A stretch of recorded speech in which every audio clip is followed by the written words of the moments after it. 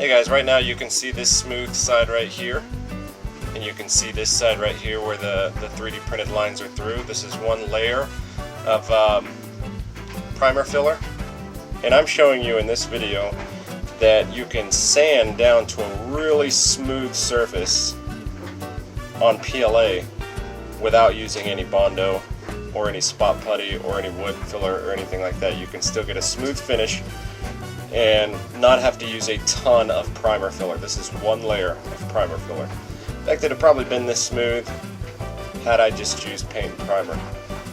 Now this technique that I'm going to show you guys in this works better for ABS. ABS smooths way easier. It's just it's a softer plastic. But I wanted to make this video in particular and title it for PLA. Just to show you, because PLA is a harder plastic, and some people say that it's way harder to sand, and some people say that you have to use wood filler or Bondo putty or Bondo or a ton of primer filler in order to get it smooth. I'm showing you right now that you don't. This has no Bondo putty, no wood filler or anything like that. This is just sanding, and I'm going to show you that technique right now. It takes a little bit more work and a little bit more time, but you can do it. If you see here, it kind of looks in the camera like there are some lines and stuff here, but you can clearly see the difference on this side. You can hear it when you take your fingernail to it.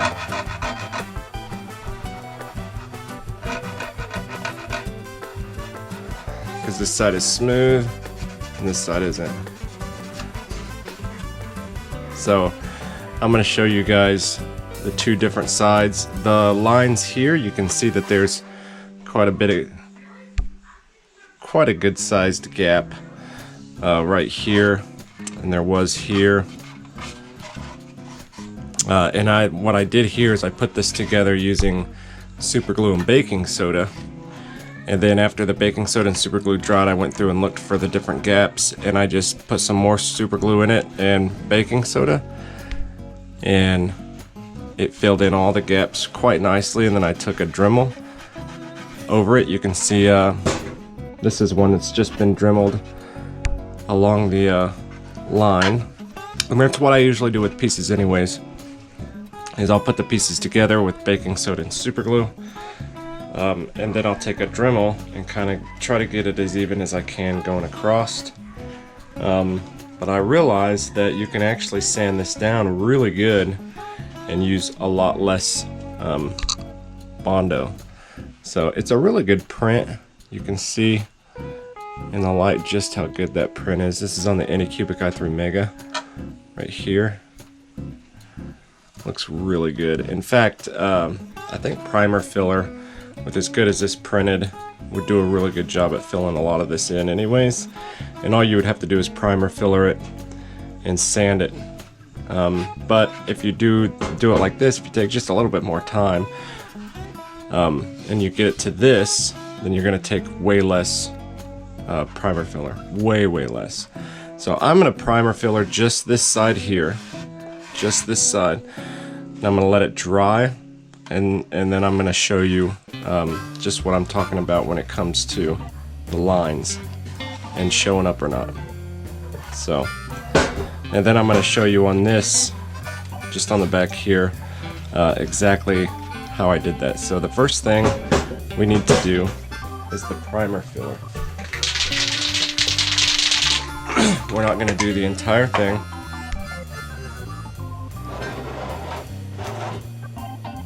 Just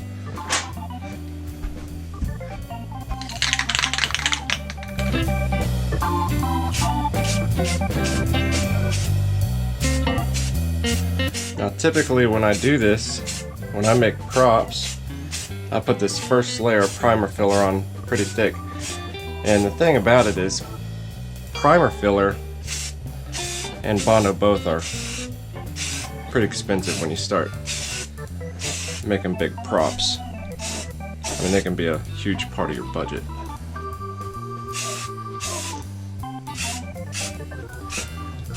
So the reason I figured this out was so I could knock some cost off of my budget just by taking a little bit more time to do things. So right off the bat, this is just one layer. This is just one layer, and still, while it's wet, you can see in the light the difference in this side and this side by just bringing it into the light. That's one layer. Now, typically I put this on super thick, and for one of these I'd probably use half a can, and then I'd go in and sand it right after this, wet sand it, which this will be wet sanded anyways, and then I have to spray it again. But I'm hoping to get to a point where I just have to do this thin of a layer, and that's it. Wet sand it, and then I'm ready. You can see over here that there are still some spots here, but it still saves quite a bit if all I have to do is go back and spray here and not this entire thing, and that's still quite a bit of money saved. Because with the Iron Man that I built, I bought so many cans of primer filler for that, so many cans, and that's one thing that I wanted to knock down. So many cans of primer filler and so many bottles of Bondo spot putty, and it starts adding up. We're gonna let that dry, and then I'm gonna just show you what it looks like. So we're gonna take that to dry, and I will show you exactly how I did that. So you don't really need a Dremel. In my last video that I made, when I said something about this, I said you did, but you don't. It just makes it a little bit quicker, I think. But it can heat up and it can warp things. So I usually just get a basic Dremel head. I think it's about a 60 grit. And then a Dremel. And I just put it on low.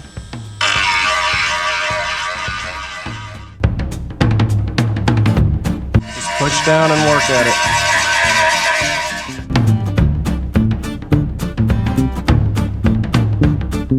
The cool thing about it is this dulls it down so you can tell where you haven't been and where you have been. So it's real easy. Even parts that you miss stand out like crazy. You can put it on high if you want to, but the problem with high is you can, I've used the high and a regular bit like this to eat away and kind of cut stuff. You know, make things smaller or something. It gets real hot real quick. But once you get it down, you can get a feel for it, and it makes it a whole lot faster.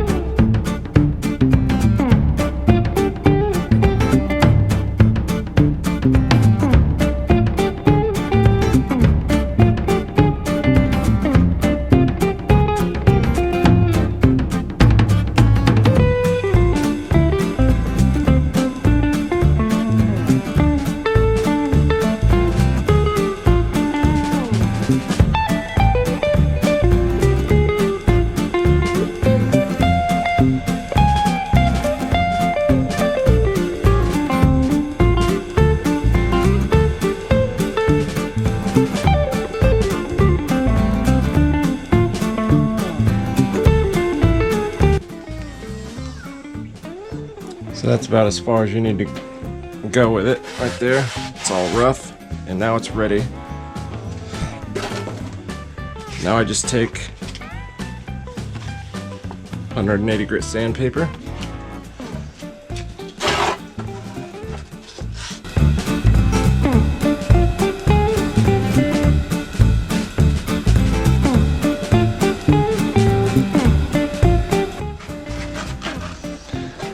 If you can, try to save some of that plastic dust, because if you think baking soda and super glue works really well, try baking soda and 3D print PLA dust. I mean, it's solid.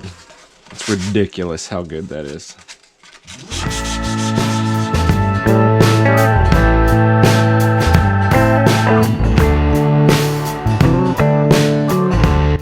Now you just go over it with 220.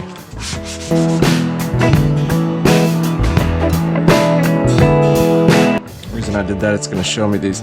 This is because of it being high. This is what I'm saying. You can push down too far and cause more problems. See where I went with it on low isn't bad at all. There's none of those spots. But where I was on high, it's got these, because if you stop for too long, it'll mess up. But that's fine. All I gotta do is low.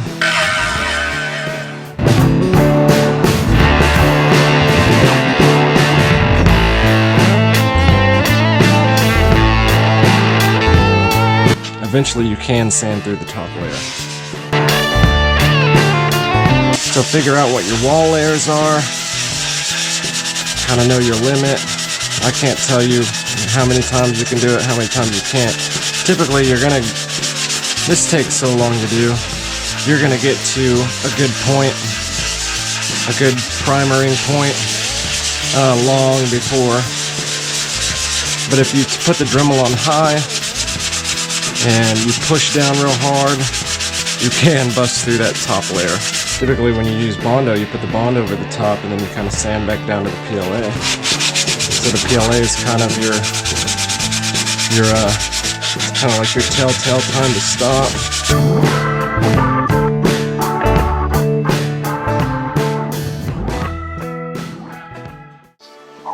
Now that it's dry, you can really tell the difference. I haven't sanded yet. See all the lines here? No lines here. And you have to fix this part there. But compared to this side, oh, I can still feel it like crazy too.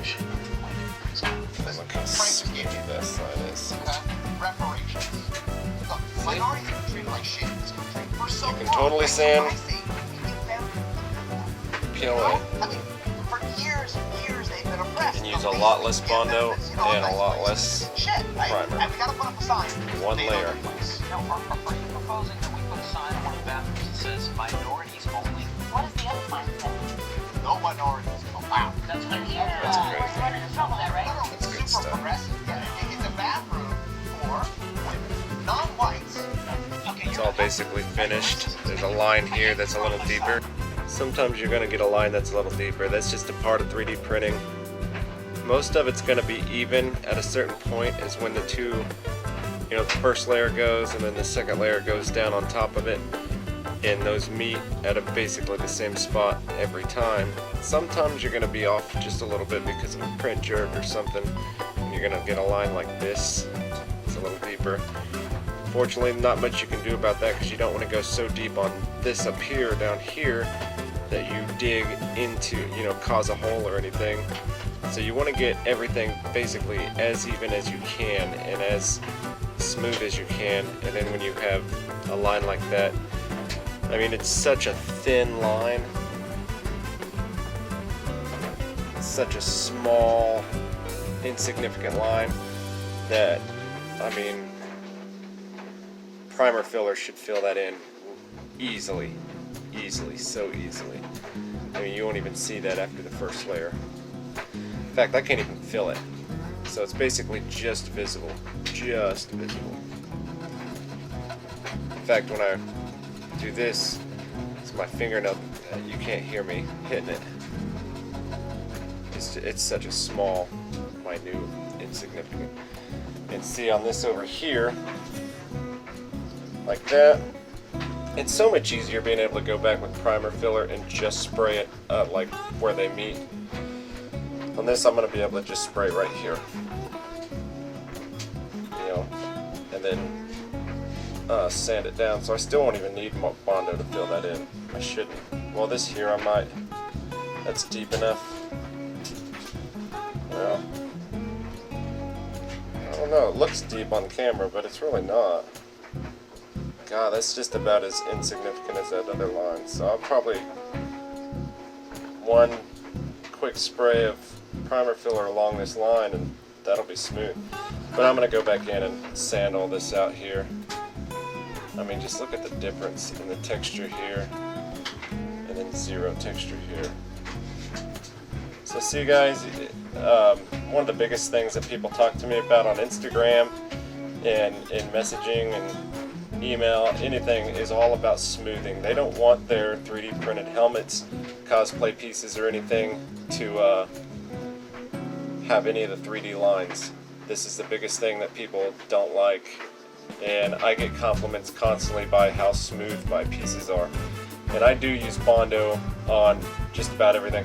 In fact, when you make bigger pieces, you want to use Bondo. It's just faster. I mean, this is a good technique to use for small, like the gauntlet here, or maybe even an ankle piece, or like a hand piece, or something like that, or some maybe even anything up to like a upper arm or thigh piece would be fine with this technique. But when you're doing like a full chest piece or a back piece or something, you don't want to, I mean, you can do it, you really can, but it just depends on how much time you want to spend, because this technique does take quite a bit more time. So you save money, but you spend more time on it. A lot more sanding and stuff. And I'm sure that if you had one of those Dremels that are bigger, with a bigger Dremel head, probably get a lot more covered. I'm going to look into that. Maybe even an electric sander with 180 grit. I have an electric sander, but I don't have 180 grit. That'll go on my electric sander. I bet you that would work. Problem with electric sanders is they spin in a circular pattern, like really, really fast, and there's a lot of weight to it. So you would kind of have to hold a sander, an electric sander, up off of the print a little bit, because for one, the friction caused between the sandpaper and the PLA can heat the PLA up. I've had it happen before, and it can start warping the outer shell of the PLA, and that's no good. Or you can dig way too deep, way too fast with an electric sander. I probably wouldn't do it just because you can't really trust it. I don't really like to use an electric sander on PLA. I did when I first started doing this, but I screwed up so many pieces that I had to do so much extra work for that I don't even use an electric sander on it anymore. But I bet you could do it if you figured it out right. Then you could probably do bigger pieces, but you know, with a Dremel, with the size Dremel piece that I had, small pieces may be the best thing for this. It just takes a little bit of extra time. Bondoing spot putty, it just makes the whole process quicker. So spot putty makes it to where you can just spot putty the entire thing, sand it down, and then basically you primer filler it maybe twice, a thin layer, and then you have way more. But Bondo putties, it starts getting expensive when you start buying a ton of it and covering all your pieces in it, or wood filler. But you don't need them. You don't have to have them. In fact, you don't have to have any of it. In fact, that's so smooth there that if you were to get you don't even need primer filler really. I could have just used a paint and primer mix and not even had to have primer filler, to be honest with you. Anyways.